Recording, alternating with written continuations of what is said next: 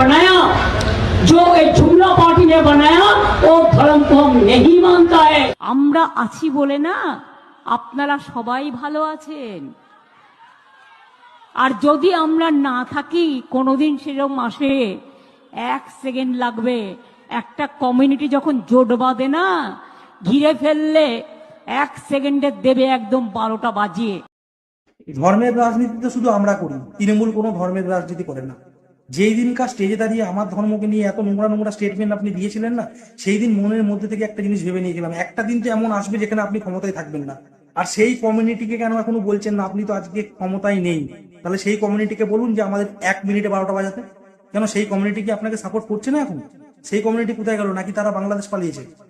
আমি যদি হিন্দুর বাচ্চা হয়ে থাকি, আমি আপনাকে বলছি, সেই কমিউনিটিকে যদি জ্যান্ত না জ্বালিয়ে দিতে পারি, তাহলে আমি সনাতন ধর্ম ত্যাগ করে সেই কমিউনিটির সাথে যুক্ত হব।